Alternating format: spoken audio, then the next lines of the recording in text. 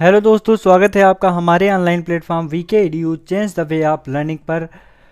दोस्तों, आज हम आपके लिए यूपी तपस्या पेट एग्ज़ाम का प्रैक्टिस सेट नंबर 11 लेकर आए हैं। इससे पहले अगर आपने पहले के प्रैक्टिस सेट नहीं देखे तो सबसे पहले आप उनको देखेंगे, जिसकी लिंक आपको डिस्क्रिप्शन में मिल जाएगी। तो दोस्तों, कहते हैं कि कोई भी लक्ष्य इंसान से बड़ा नहीं होता और हारा वही जो लड़ा नहीं होता। जी हाँ दोस्तों, आज के इस प्रैक्टिस सेट को हम एक नए मोटिवेशन के साथ, नए जोश और नए उत्साह के साथ स्टार्ट करते हैं। तो आप सभी लोग फटाफट से आज के सेशन को ज़्यादा से ज़्यादा लोगों तक शेयर कर दें, और साथ ही साथ अगर आप फर्स्ट टाइम हमारे इस चैनल से जुड़ रहे हैं तो सब्सक्राइब जरूर करेंगे। तो आज का जो पहला प्रश्न है उसकी तरफ हम लोग आगे बढ़ते हैं। जी हाँ दोस्तों, आज का पहला प्रश्न है, इल्बर्ट बिल विवाद से कौन सा वायसराय जुड़ा था? फटाफट से बताएंगे कमेंट सेक्शन में। Lord Curzon, lord Ripon, lord Lytton या फिर लॉर्ड मेयो। सही आंसर क्या होगा कमेंट सेक्शन में छाप देंगे। जितने सारे दोस्त आज के सेशन से जुड़े हुए हैं एक बार लाइक करेंगे फटाफट से और शेयर करेंगे। तो इसका एकदम करेक्ट आंसर हो जाएगा इल्बर्ट बिल विवाद की अगर बात करी जाएगी दोस्तों, तो इल्बर्ट बिल विवाद, तो इससे कौन सा वायसराय जुड़ा था? Lord Ripon. ऑप्शन बी आपका एकदम करेक्ट हो जाएगा। जी हाँ, लॉर्ड रिपन इल्बर्ट बिल विवाद के समय वायसराय थे। अगला जो प्रश्न है उसकी तरफ हम लोग आगे बढ़ते हैं। जी हाँ दोस्तों, अगला प्रश्न ध्यान से आप सभी लोग देखेंगे। किस स्मारक ने गौतम बुद्ध के दुनिया के लिए बौद्ध धर्म के अपने दिव्य ज्ञान का प्रचार किया था? बताएंगे। ऑप्शन है हुमायूं का मकबरा, महाबोधि मंदिर समूह, कुतुब मीनार, लाल किला परिसर। सही आंसर क्या होगा कमेंट सेक्शन में छाप देंगे। तो अगर बात की जाएगी गौतम बुद्ध ने दुनिया के लिए बौद्ध धर्म के अपने दिव्य ज्ञान का प्रचार किया था, तो इसका एकदम करेक्ट आंसर हो जाएगा महाबोधि मंदिर समूह। ऑप्शन बी आपका एकदम करेक्ट आंसर हो जाएगा महाबोधि मंदिर समूह। ये कहाँ पर है? तो ये आपका बोध गया में है। कहाँ पर है? बोध गया बिहार में है। ठीक है, ध्यान रखेंगे कहाँ पर है, बोध गया। और बोध गया स्थल या वह स्थल है जहाँ पर गौतम बुद्ध को ज्ञान की प्राप्ति हुई थी, और जिस वृक्ष के नीचे प्राप्त हुई थी उस वृक्ष को क्या नाम दिया गया था? बोधि वृक्ष नाम दिया गया था। सभी दोस्त ध्यान रखेंगे। अगला जो बात है आपका, अगला जो क्वेश्चन है उसकी तरफ हम लोग आगे बढ़ते हैं। भारत पर तैमूर ने किस वर्ष आक्रमण किया था? फटाफट से कमेंट सेक्शन में छाप देंगे। भारत पर तैमूर के द्वारा कब आक्रमण किया गया था? 1294, 1417, 1213 या फिर 1398। सही आंसर क्या होगा कमेंट सेक्शन में छाप देंगे। सही आंसर क्या होगा कमेंट सेक्शन में छाप देंगे। तो अगर बात की जाएगी भारत पर तैमूर लंग के द्वारा कब आक्रमण किया गया, तो भारत पर तैमूर लंग ने दिल्ली पर इन्होंने आक्रमण किया था 1398 ईस्वी। ऑप्शन डी आपका एकदम करेक्ट आंसर हो जाएगा। 1398 ईस्वी में दिल्ली पर आक्रमण किया था। सभी दोस्त ध्यान रखेंगे। अगला जो प्रश्न है उसकी तरफ हम लोग आगे बढ़ते हैं। अगला प्रश्न है, महाराणा प्रताप के ऐतिहासिक युद्ध में मुगलों के खिलाफ लड़े, तो किस युद्ध में मुगलों के खिलाफ लड़े थे महाराणा प्रताप? फटाफट से बताएंगे। चित्तौड़गढ़, हल्दीघाटी, मेवाड़ या फिर लाहौर। सही आंसर क्या होगा कमेंट सेक्शन में छाप देंगे। तो अगर बात की जाएगी महाराणा प्रताप की, तो महाराणा प्रताप 18 जून 1557, डेट याद रखेंगे, 18 जून 1557, 18 जून दोस्तों 1557 को महाराणा प्रताप जो है हल्दी घाटी के युद्ध में, किस युद्ध में? हल्दी घाटी के युद्ध में। इनका युद्ध किसके साथ में हुआ था? तो मुगल बादशाह अकबर के साथ में ये लड़े थे। ठीक है, और इससे युद्ध में, हल्दी घाटी के युद्ध में कौन पराजय हुआ था? तो किसकी पराजय हुई थी? तो महाराणा प्रताप की पराजय हुई थी। अगला जो प्रश्न है दोस्तों उसकी तरफ हम लोग आगे बढ़ते हैं। अगला प्रश्न जो कि अति महत्वपूर्ण प्रश्न है, ह्वेन सांग एक यात्री है, तो किस देश का यात्री है? बताएंगे। अंग्रेजी यात्री है, रोमन यात्री है, चीनी यात्री है या फिर पुर्तगाली है? सही आंसर क्या होगा कमेंट सेक्शन में छाप देंगे। तो दोस्तों अगर बात करी जाएगी ह्वेन सांग की, तो ह्वेन सांग एक चीनी दार्शनिक था। सभी दोस्त ध्यान रखेंगे, ह्वेन सांग एक चीनी दार्शनिक था। वह हर्षवर्धन के शासनकाल में भारत आया था। किसके शासनकाल में? हर्षवर्धन के शासनकाल में कौन आया था? ह्वेन सांग आया था, और यह एक चीनी यात्री था। सभी दोस्त ध्यान रखेंगे। और इनकी एक पुस्तक है जिसका नाम है सी यू की, नाम याद रखेंगे, सी यू की पुस्तक किसकी है? तो सी यू की पुस्तक हर्षवर्धन की है। इन्होंने अपना जो है जितने वर्ष भारत में यात्रा किया, भ्रमण किया, और साथ ही साथ में भारत का जो विशेष चित्रण है इस पुस्तक में इन्होंने किया है, जिसका नाम है CU की। सभी दोस्त ध्यान रखेंगे। अगला जो प्रश्न है उसकी तरफ हम लोग आगे बढ़ते हैं। जी हाँ दोस्तों, अगला प्रश्न अति महत्वपूर्ण प्रश्न है, देखेंगे सभी दोस्त। भारतीय स्वतंत्रता आंदोलन की ग्रैंड ओल्ड लेडी कहा गया है। भारतीय स्वतंत्रता आंदोलन की ग्रैंड ओल्ड लेडी किसे कहा गया है? मदर टेरेसा, अमृत कौर, पुतलीबाई या फिर अरुणा आसफ अली। सही आंसर क्या होगा कमेंट सेक्शन में छाप देंगे। तो दोस्तों अगर बात करी जाएगी स्वतंत्रता आंदोलन की ग्रैंड ओल्ड लेडी किसे कहा गया है, तो अरुणा आसफ अली को कहा गया है। ऑप्शन डी आपका एकदम करेक्ट आंसर हो जाएगा। अरुणा आसफ अली को ग्रैंड ओल्ड लेडी कहा गया है, ठीक है। और ये वो महिला हैं, ठीक, ग्रैंड ओल्ड लेडी। इन्होंने भारत छोड़ो आंदोलन के दौरान जो है ग्वालियर टैंक मैदान में राष्ट्रीय ध्वज फहराया था। सभी दोस्त ध्यान रखेंगे। अरुणा आसफ अली नाम सभी दोस्त ध्यान रखेंगे। अगला जो प्रश्न है उसकी तरफ हम लोग आगे बढ़ेंगे। चर्बी लगे कारतूस के प्रयोग से इनकार करने वाला पहला भारतीय सिपाही कौन था, बताएंगे। नाना साहब, बहादुर शाह जफर, मंगल पांडे या फिर तात्या टोपे। सही आंसर क्या होगा कमेंट सेक्शन में छाप देंगे। अगर बात करी जाएगी चर्बी लगे कारतूस के प्रयोग से इनकार करने वाला पहला भारतीय शासक मंगल पांडे था। ऑप्शन सी आपका एकदम करेक्ट आंसर हो जाएगा, Mangal Pandey.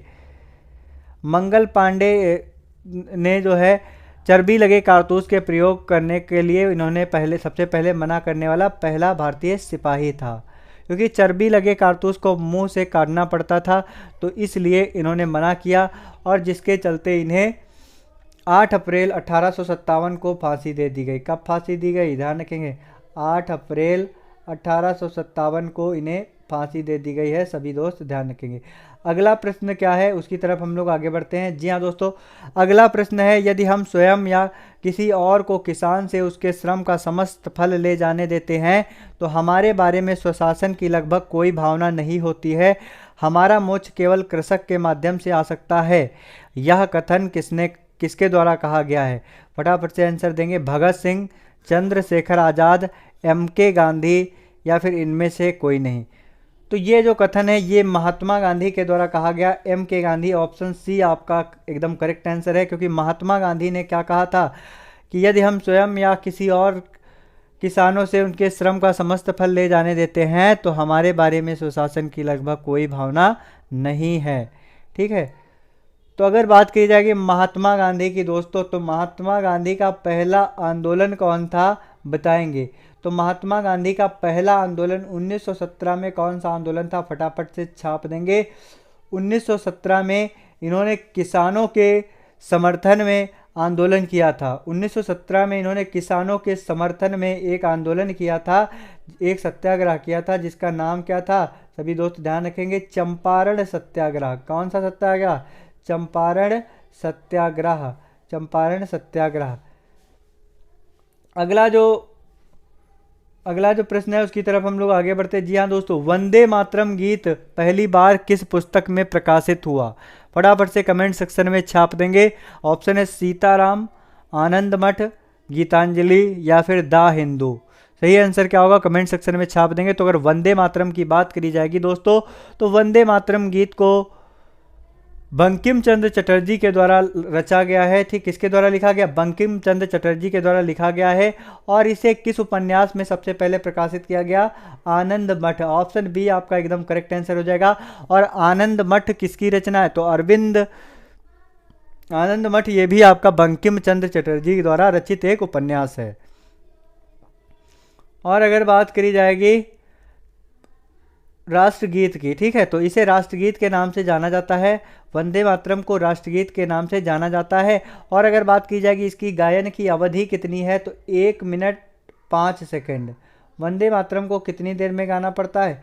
1 minute 5 second. 1 minute 5 second, ध्यान रखेंगे, 1 मिनट 5 सेकंड। और इसे कभी कभी आपको ऑप्शन में 65 सेकंड भी मिल सकता है। 65 सेकंड, 65 सेकंड आपको ऑप्शन में मिल सकता है। सभी दोस्त ध्यान रखेंगे। अगला जो प्रश्न है उसकी तरफ हम लोग आगे बढ़ते हैं। जी हाँ दोस्तों, अति महत्वपूर्ण प्रश्न है आपके आने वाले सभी एग्जाम के लिए, साथ ही साथ आपके यूपी एसएससी एग्जाम के लिए तो है ही। अगला जो प्रश्न है, निम्नलिखित में से किस स्थान पर ब्रिटिश नमक कानून तोड़ने के लिए गांधी जी ने समुद्री पानी से नमक बनाया था? फटाफट से बताएंगे। किस स्थान पर ब्रिटिश नमक कानून को तोड़ने के लिए गांधी जी ने समुद्री पानी से नमक बनाया था? साबरमती, खेड़ा, डांडी या फिर कच्छ? सही आंसर क्या होगा कमेंट सेक्शन में छाप देंगे। तो अगर बात करी जाएगी, इसका सही आंसर है डांडी। डांडी जो है यह स्थान कहाँ पर पाया जाता है? गुजरात में।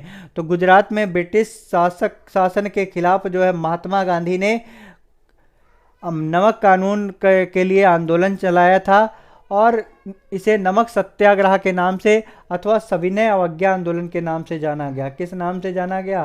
सविनय अवज्ञा आंदोलन। सविनय अवज्ञा आंदोलन।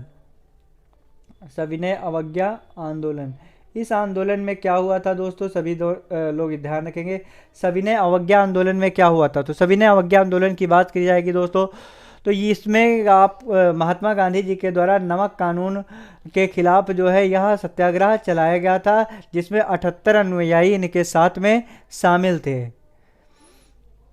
और इसमें जो है गांधी जी ने डांडी नामक स्थल पर समुद्र के किनारे नमक बनाया था, तो इसे ध्यान रखेंगे। अगला जो प्रश्न है उसकी तरफ हम लोग आगे बढ़ते हैं। जी हाँ दोस्तों, भारत का सबसे लंबा समुद्री तट कौन सा है? बताएंगे। जूहू, कोवलम, कालनगर या फिर मरीना?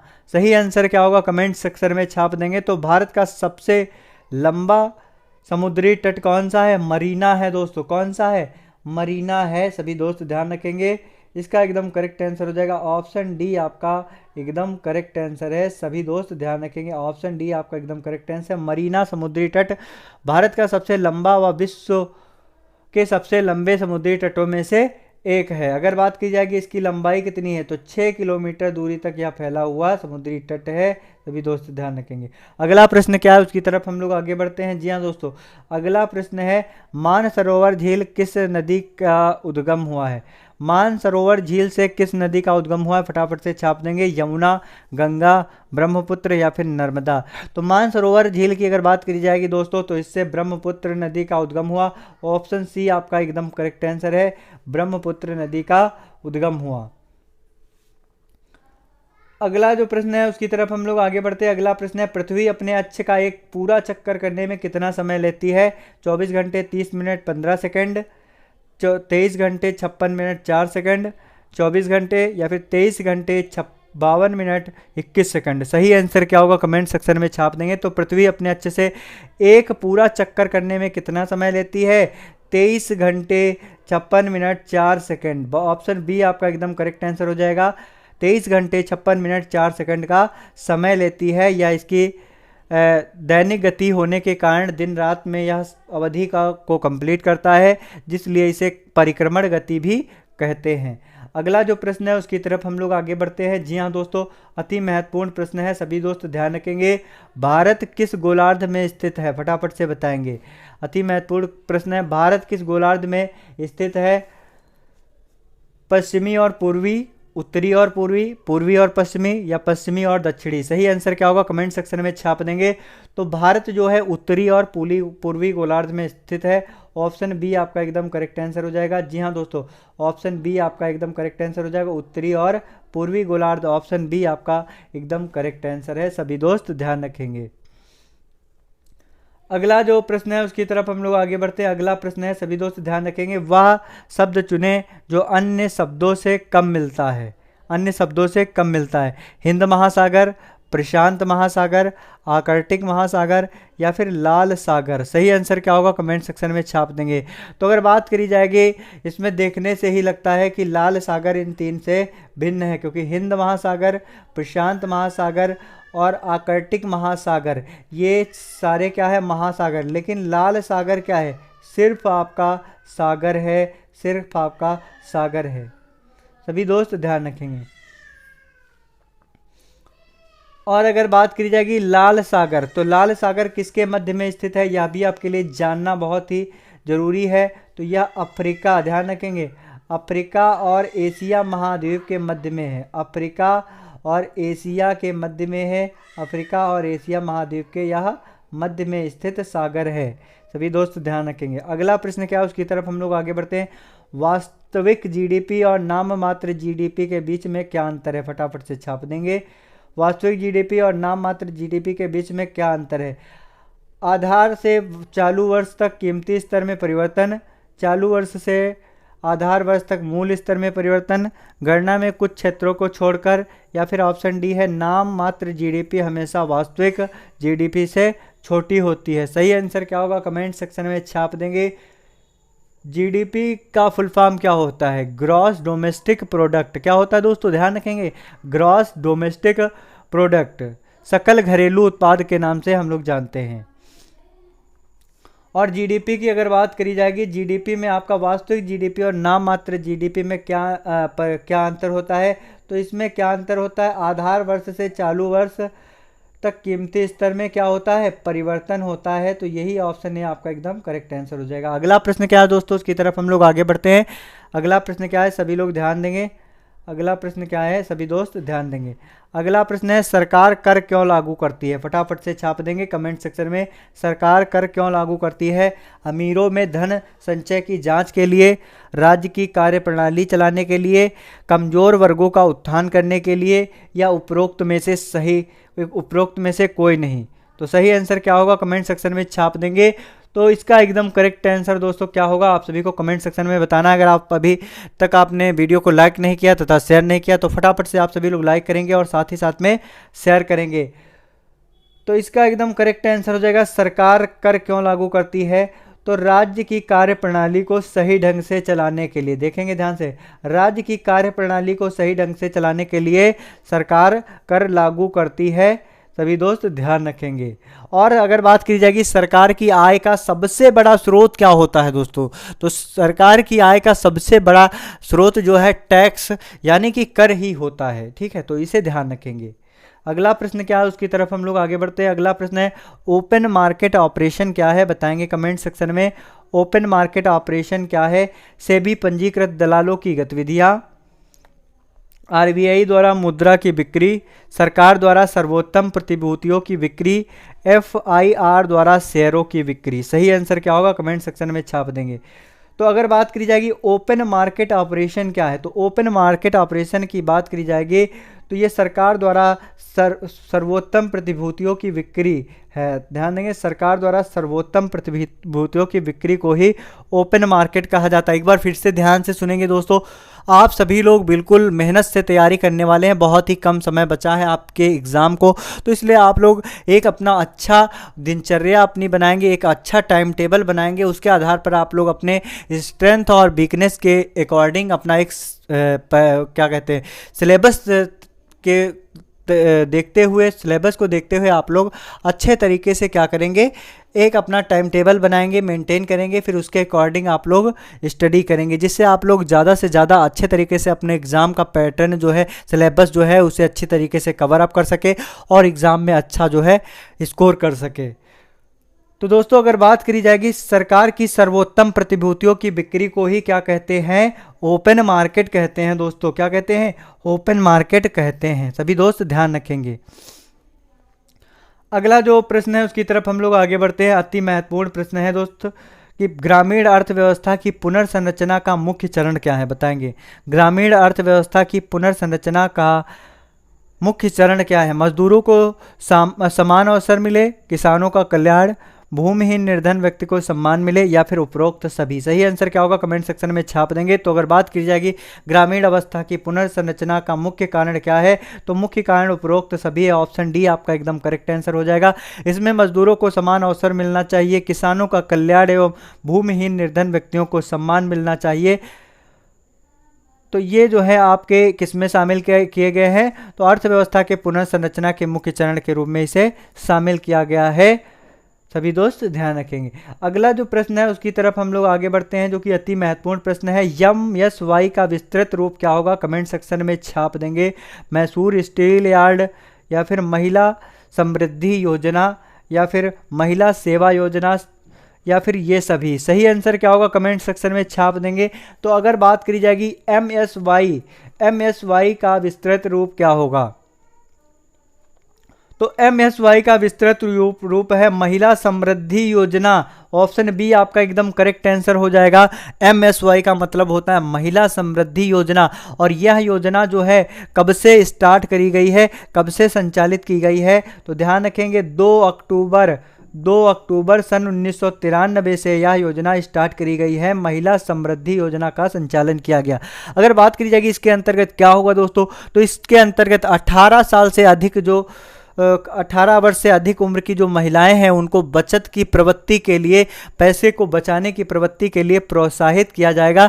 और यह किसके द्वारा प्रोत्साहित किया जाएगा? केंद्र सरकार के द्वारा प्रोत्साहित किया जाएगा। ठीक है, तो यह एक केंद्र सरकार के द्वारा चलाई गई योजना है। अगला जो प्रश्न है उसकी तरफ हम लोग आगे बढ़ते हैं। जी हाँ दोस्तों, राज्य के नीति निदेशक तत्व के दर्शन के अंतर्गत आते हैं समाजवाद, आदर्शवाद, सर्वोदय या फिर लोकतांत्रिक केंद्रीकरण। सही आंसर क्या होगा कमेंट सेक्शन में छाप देंगे।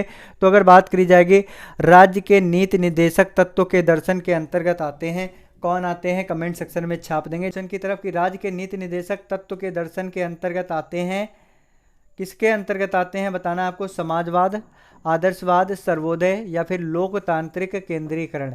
तो इसका एकदम करेक्ट आंसर हो जाएगा दोस्तों समाजवाद। क्या हो जाएगा? समाजवाद। राज्य के नीति निदेशक तत्व जो है समाजवाद दर्शन के अंतर्गत आते हैं। सभी दोस्त इसका ध्यान रखेंगे। अगला प्रश्न क्या उसकी तरफ हम लोग आगे बढ़ते हैं। जी हाँ दोस्तों, सरकार के संसदीय प्रारूप का प्रथम बार प्रारंभ कब प्रारंभ हुआ? सरकार के संसदीय प्रारूप का प्रथम बार कब जो है प्रारंभ हुआ? प्रथम बार कहाँ प्रारंभ हुआ? ठीक है, यूनाइटेड स्टेट में, रोम में, ग्रीस में या फिर ब्रिटेन में।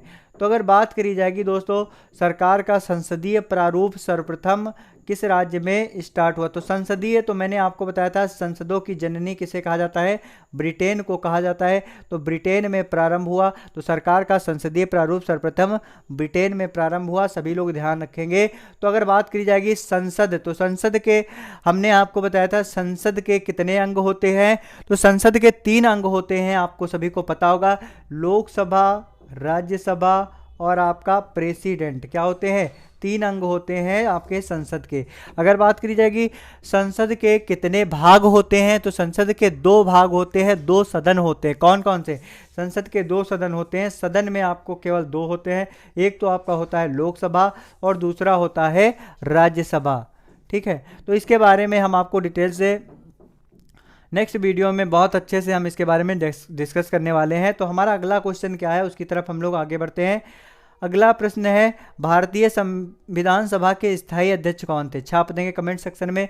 भारतीय संविधान के स्थायी अध्यक्ष कौन थे? जवाहरलाल नेहरू, डॉक्टर राजेंद्र प्रसाद, भीमराव अंबेडकर या फिर डॉक्टर राधाकृष्णन। सही आंसर क्या होगा कमेंट सेक्शन में छाप देंगे। तो अगर बात करी जाएगी संविधान सभा के स्थायी अध्यक्ष, तो स्थायी अध्यक्ष की बात करी जाएगी तो स्थायी अध्यक्ष डॉक्टर राजेंद्र प्रसाद थे। ऑप्शन बी आपका एकदम करेक्ट आंसर हो जाएगा। और संविधान सभा का गठन कब किया गया बताएंगे कमेंट सेक्शन में। तो संविधान सभा का गठन जो है ये जुलाई 1946 में इसका गठन हुआ। जुलाई 1946 में संविधान सभा का गठन किया गया। और साथ ही साथ में इसकी पहली बैठक कब हुई बताएंगे? संविधान सभा की पहली बैठक कब हुई बताएंगे? तो संविधान सभा की पहली बैठक 9 दिसंबर 1946 को हुई। कब हुई? 9 दिसंबर सन 1946 को इसकी पहली बैठक हुई। सभी दोस्त ध्यान रखेंगे। और डॉक्टर राजेंद्र प्रसाद इसके स्थायी अध्यक्ष थे। सभी दोस्त ध्यान रखेंगे। अगला प्रश्न क्या है उसकी तरफ हम लोग आगे बढ़ते हैं। अगला प्रश्न है फजल अली आयोग रिपोर्ट किस वर्ष प्रस्तुत हुई बताएंगे? फजल अली आयोग की रिपोर्ट किस वर्ष प्रस्तुत हुई? फटाफट से कमेंट सेक्शन में छाप देंगे। तो दोस्तों अगर बात करी जाएगी फजल अली की रिपोर्ट किस वर्ष प्रस्तुत हुई? वर्ष 1953, वर्ष 1955, वर्ष 1955 या फिर इनमें से कोई नहीं। तो इसका एकदम करेक्ट आंसर हो जाएगा फजल अली आयोग। तो फजल अली आयोग की रिपोर्ट जो है वर्ष 1956 में प्रस्तुत की गई। सभी दोस्त ध्यान रखेंगे।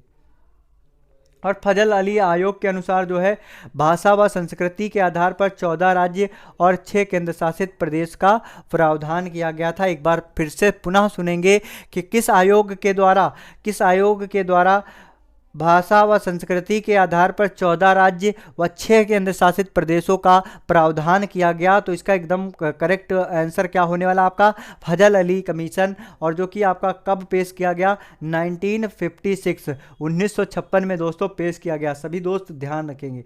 अगला जो प्रश्न है उसकी तरफ हम लोग आगे बढ़ते हैं। संविधान में कितनी अनुसूचियां हैं, फटाफट से छाप देंगे।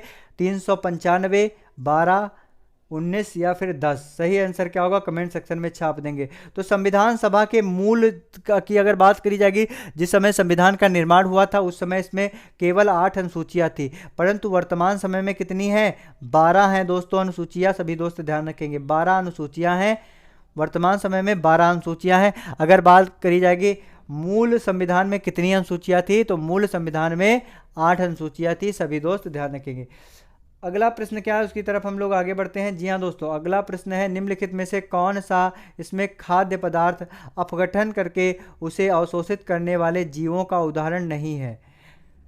ब्रेड, फफूंदी, यीस्ट, मशरूम या फिर अमरबेल। सही आंसर क्या होगा, कमेंट सेक्शन में छाप देंगे। तो अगर बात करी जाएगी ब्रेड, फफूंदी और यीस्ट, ये जो हैं बाहरी खाद्य पदार्थों का क्या करते हैं, अपघटन करते हैं। लेकिन अमरबेल जो है ये आपका जो है पीले रंग की एक लता होती है, अमरबेल पीले रंग की लता होती है अमरबेल। तो अमरबेल इसका एकदम करेक्ट आंसर हो जाएगा। सभी दोस्त ध्यान रखेंगे।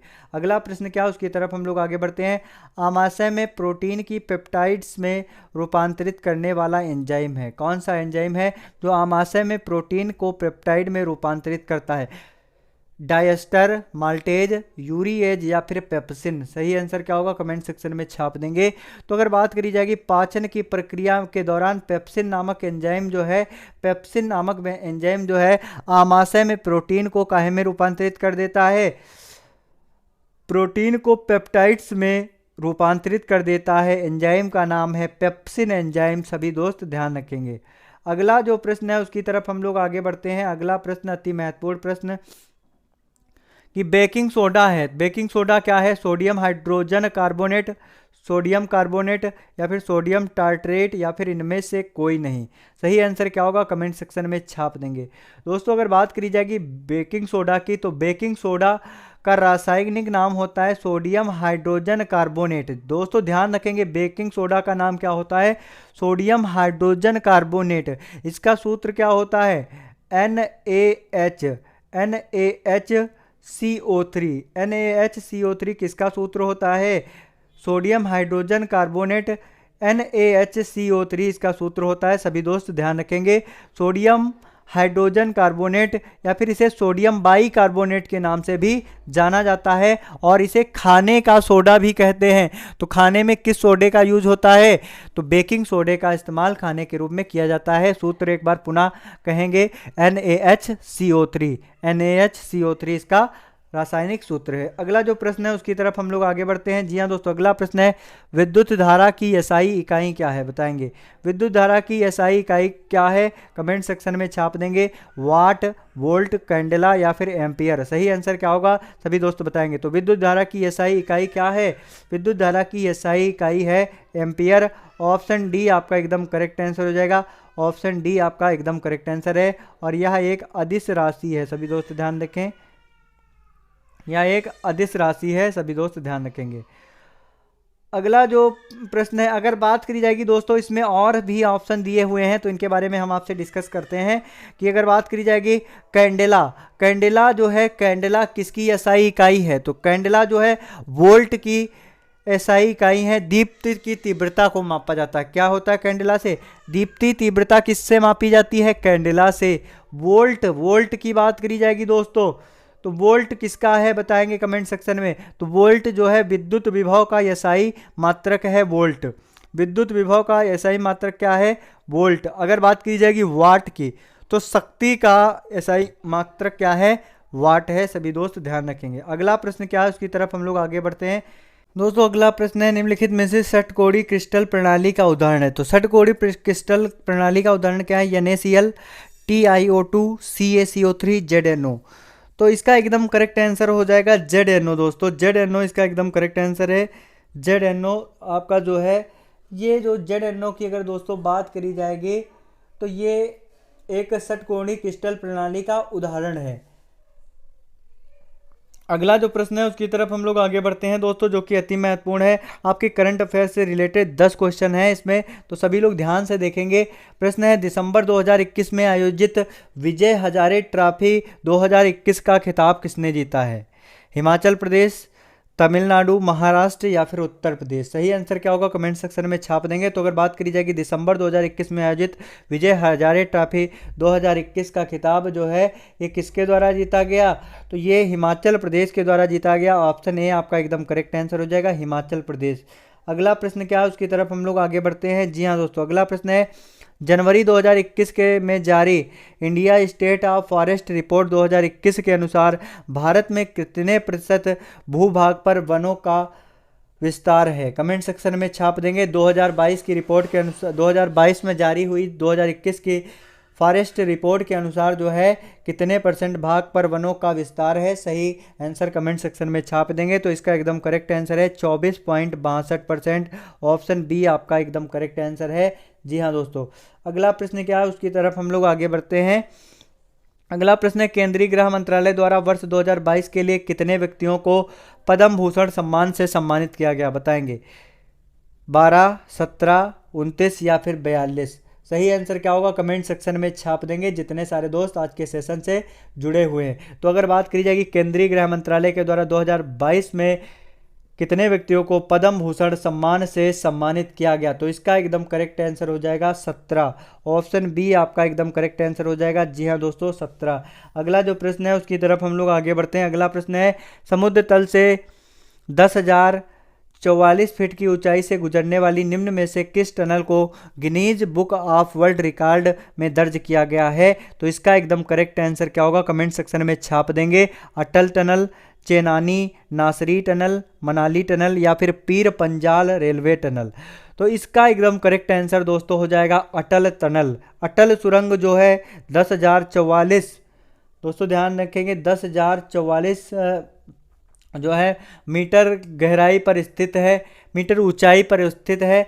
और ये जो सुरंग है जो इसकी लंबाई कितनी है? तो इसकी लंबाई लगभग 9.02 किलोमीटर इसकी लंबाई है। भारत की सबसे लंबी सुरंग है, सभी दोस्त ध्यान रखेंगे। और इसे गिनीज वर्ल्ड रिकॉर्ड में 2022 में इसे दर्ज किया गया है। और ये जो है शिमला से मनाली जो है शिमला से मनाली मार्ग को जोड़ती है, मनाली से लेह मार्ग को जोड़ती है, सभी दोस्त ध्यान रखेंगे। अगला प्रश्न क्या है उसकी तरफ हम लोग आगे बढ़ेंगे। जी हाँ दोस्तों, अगला प्रश्न है, हाल ही में किस राज्य में पुलिस ने स्मार्ट कार्ड शस्त्र लाइसेंस की शुरुआत की है?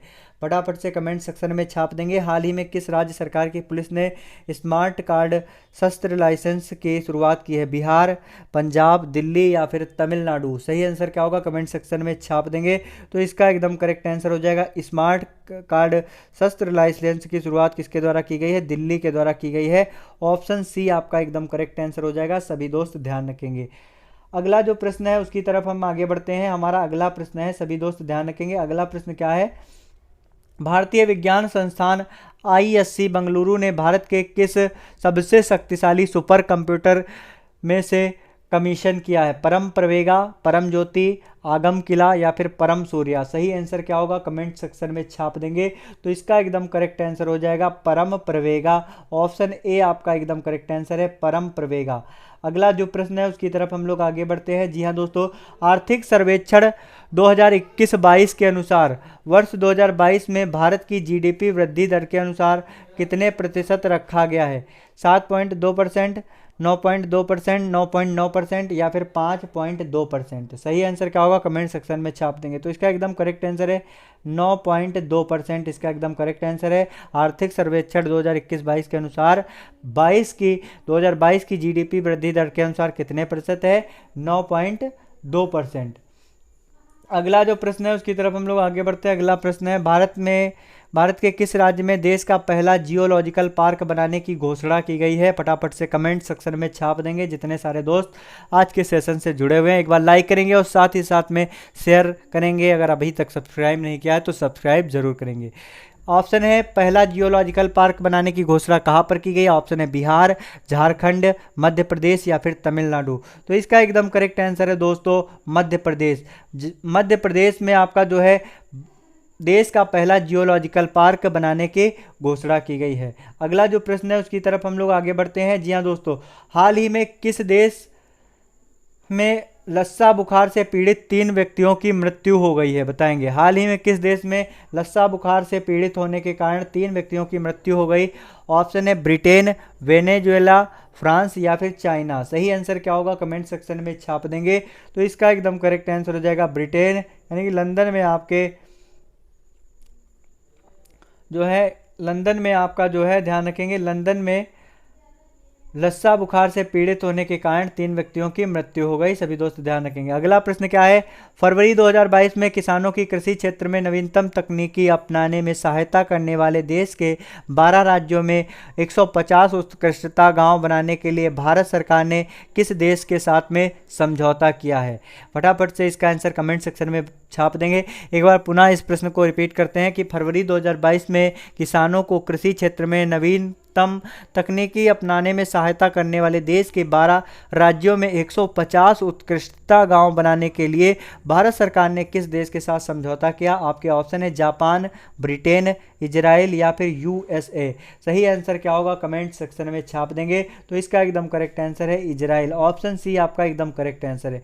अगला जो प्रश्न है उसकी तरफ हम लोग आगे बढ़ते हैं। जी हाँ दोस्तों, अगला प्रश्न है निम्नलिखित में से किस देश के साथ में भारत का मुक्त व्यापार करार नहीं है? सभी लोग इसका आंसर कमेंट सेक्शन में छाप देंगे। निम्नलिखित में से किस देश के साथ भारत का मुक्त व्यापार करार नहीं है? सही आंसर क्या है कमेंट सेक्शन में छाप देंगे। ऑप्शन है दक्षिण कोरिया, जापान, ब्राज़ील या फिर थाईलैंड। सही आंसर क्या होगा कमेंट सेक्शन में छाप देंगे। तो अगर बात करी जाएगी मुक्त व्यापार किस देश के साथ में करार नहीं है, तो इसका एकदम करेक्ट आंसर है ब्राज़ील, ऑप्शन सी आपका एकदम करेक्ट आंसर है। भारत का ब्राज़ील के साथ मुक्त व्यापार करार नहीं है। अगला जो प्रश्न है उसकी तरफ हम लोग आगे बढ़ते हैं। अगला प्रश्न है कॉमनवेल्थ सेंटर कहाँ पर स्थित है? छाप देंगे कमेंट सेक्शन में। कॉमनवेल्थ सेंटर कहाँ पर स्थित है? ओटावा, लंदन, जोहान्सबर्ग या फिर दुबई। सही आंसर क्या होगा कमेंट सेक्शन में छाप देंगे। तो कॉमनवेल्थ इसे राष्ट्रमंडल के नाम से भी जाना जाता है और यह किस देश में स्थित है? तो लंदन में स्थित है। लंदन की राजधानी क्या है? फटाफट से सभी दोस्त कमेंट सेक्शन में छाप देंगे।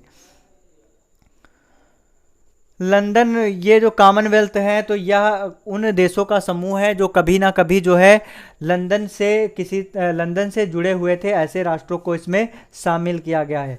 अगला जो प्रश्न है उसकी तरफ हम लोग आगे बढ़ते हैं। अमृत का क्या आशय है?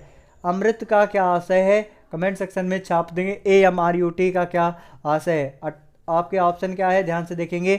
अटल Marut for rural urban transformation, option B है Atal mission for registration and urbanization transformation, option C है Atal mission for rejuvenation and urban transformation, option D है Atal militants registration under testing. सही आंसर क्या होगा कमेंट सेक्शन में छाप देंगे। तो इसका एकदम करेक्ट आंसर है अमृत, इसका एकदम करेक्ट आंसर ऑप्शन सी आपका एकदम करेक्ट आंसर है। Atal mission for rejuvenation and urban transformation इसकी एकदम करेक्ट आंसर है। 2015 को केंद्र सरकार के द्वारा शुरू की गई एक योजना है। सभी दोस्त ध्यान रखेंगे। अगला प्रश्न क्या है उसकी तरफ हम लोग आगे बढ़ते हैं। अगला प्रश्न है भांगड़ा किस राज्य का राजकीय नृत्य है? फटाफट से कमेंट सेक्शन में छाप देंगे। भांगड़ा किस राज्य का शास्त्रीय नृत्य है? तो आज मैं आपको इसके साथ में इसकी ट्रिक भी बता देंगे। तो भांगड़ा की अगर बात करी जाएगी पंजाब का शास्त्रीय नृत्य है। तो पंजाब की ट्रिक है, पंजाब की ट्रिक याद रखेंगे, पंजाब में गिद्ध भी भांग पीते हैं। ठीक है, याद रखेंगे, ट्रिक याद रखेंगे। पंजाब में गिद्ध भी क्या करते हैं? भांग पीते हैं। तो गिद्ध से हमारा क्या हो जाएगा? गिद्धा। तो गिद्धा और साथ ही साथ में भांगड़ा, ये कहाँ के लोक नृत्य है? तो गिद्धा और भांगड़ा जो है पंजाब के लोक नृत्य है। साथ ही साथ दोस्तों अगर बात करी जाएगी हिमाचल प्रदेश का, तो हिमाचल प्रदेश का लोक नृत्य क्या है? तो हिमाचल प्रदेश के लोक नृत्य हैं छपेली। कौन से हैं? छपेली तथा डंडा नाव। तो छपेली तथा डंडा नाव कहाँ के लोक नृत्य हैं? छपेली तथा डंडा नाव कहाँ के लोक नृत्य हैं? तो छपेली तथा डंडा नाव हिमाचल प्रदेश के क्या हैं? लोक नृत्य हैं। अगला प्रश्न क्या है उसकी तरफ हम लोग आगे बढ़ते हैं। अंतर्राष्ट्रीय योग दिवस किस तिथि को प्रतिवर्ष मनाया जाता है? छाप देंगे कमेंट सेक्शन में। अंतर्राष्ट्रीय योग दिवस किस तिथि को प्रतिवर्ष मनाया जाता है? अति महत्वपूर्ण प्रश्न है आपके सभी एग्जाम को लेकर। तो अगर बात करी जाएगी अंतर्राष्ट्रीय योग दिवस की बात करी जाएगी तो कब मनाया जाता है? तो अंतर्राष्ट्रीय योग दिवस 21 जून को मनाया जाता है दोस्तों, 21 जून को मनाया जाता है। और 21 जून को अंतर्राष्ट्रीय योग दिवस के साथ साथ में संगीत दिवस भी मनाया जाता है। कौन सा दिवस? संगीत दिवस भी मनाया जाता है। सभी दोस्त ध्यान रखेंगे, संगीत दिवस भी आपका 21 जून को मनाया जाता है, संगीत दिवस ध्यान रखेंगे, संगीत दिवस। अगला जो प्रश्न है उसकी तरफ हम लोग आगे बढ़ते हैं। अगला प्रश्न है, किस देश का बुल फाइटिंग राष्ट्रीय खेल है? किस देश का बुल फाइटिंग राष्ट्रीय खेल है? फटाफट से कमेंट सेक्शन में छाप देंगे। तो बुल फाइट जो है स्पेन देश का राष्ट्रीय खेल है बुल फाइटिंग। ऑप्शन सी आपका एकदम करेक्ट आंसर हो जाएगा। बुल फाइटिंग स्पेन का राष्ट्रीय खेल है। अगर बात करी जाएगी स्पेन की, तो स्पेन की राजधानी क्या है? कमेंट सेक्शन में छाप देंगे। तो बार्सिलोना। क्या है? बार्सिलोना किस देश की राजधानी है? तो बार्सिलोना, नाम याद रखेंगे, बार्सिलोना। तो बार्सिलोना स्पेन देश की राजधानी है। अगला प्रश्न क्या है उसकी तरफ हम लोग आगे बढ़ते हैं। जी हाँ दोस्तों, अगला प्रश्न क्या है? अगला प्रश्न है, निम्नलिखित में से किसको मैक्सेस पुरस्कार नहीं मिला है? इसमें से किसे मैक्सेस पुरस्कार नहीं मिला है? इला भट्ट, जयप्रकाश नारायण, विश्व मोहन भट्ट या फिर जोकिन अरपुथम। सही आंसर क्या होगा? कमेंट सेक्शन में छाप देंगे। तो अगर बात करी जाएगी रैमन मैग्सेस पुरस्कार की, तो रैमन मैग्सेस पुरस्कार किससे संबंधित है? तो रैमन मैग्सेस पुरस्कार दोस्तों भारत के संगीत से संबंधित है। किससे संबंधित है? रैमन मैग्सेस पुरस्कार किससे संबंधित है? कमेंट सेक्शन में छाप देंगे। जितने सारे दोस्त आज के सेशन से जुड़े हुए एक बार लाइक करेंगे और साथ ही साथ में शेयर करेंगे। तो रैमन मैग्सेस पुरस्कार को क्या कहा जाता है? तो रैमन मैग्सेस पुरस्कार को क्या कहा जाता है? कमेंट सेक्शन में छाप देंगे। रैमन मैग्सेस पुरस्कार को क्या कहा जाता है? तो एशिया का नोबेल पुरस्कार कहा जाता है। अति महत्वपूर्ण है, कई बार आपके एग्जाम में पूछा गया, एशिया का नोबेल प्राइज किसे कहा जाता है? तो रैमन मैग्सेस अवार्ड को एशिया का नोबेल पुरस्कार कहा जाता है। और यह पुरस्कार अभी तक किसे नहीं मिला है? तो यह पुरस्कार जो है विश्व मोहन भट्ट को नहीं मिला। किसे नहीं मिला? विश्व मोहन भट्ट को नहीं मिला है। अगला जो प्रश्न है उसकी तरफ हम लोग आगे बढ़ते हैं। जी हाँ दोस्तों, अगला प्रश्न है, बेटों वाली विधवा किसके द्वारा लिखी गई लघु कथा है? फटाफट से छाप देंगे। बेटों वाली विधवा किसके द्वारा लिखी गई लघु कथा है? कमलेश्वर, प्रेमचंद्र, इस्मत चुगताई या फिर खलील जिब्रान। सही आंसर क्या होगा? कमेंट सेक्शन में छाप देंगे। अगर बात की जाएगी बेटों वाली विधवा, ये हिंदी के महान साहित्यकार मुंशी प्रेमचंद के द्वारा रचित एक कृति है। ध्यान रखेंगे, यह जो है एक कहानी है। ध्यान रखेंगे, कहानी है। बेटों वाली विधवा किसके द्वारा लिखी गई है? मुंशी प्रेमचंद के द्वारा लिखी गई है। इनकी और बहुत सारी महत्वपूर्ण कृतियां हैं जिनके नाम आप लोग नोट कर लेंगे।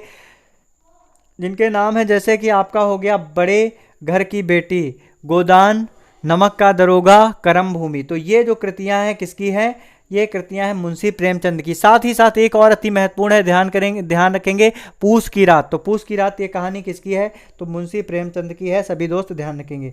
अगला प्रश्न क्या है उसकी तरफ हम लोग आगे बढ़ते हैं। जी हाँ दोस्तों, अगला प्रश्न क्या है उसकी तरफ हम लोग आगे बढ़ते हैं। अगला प्रश्न क्या है उसकी तरफ हम लोग आगे बढ़ते हैं। हमारा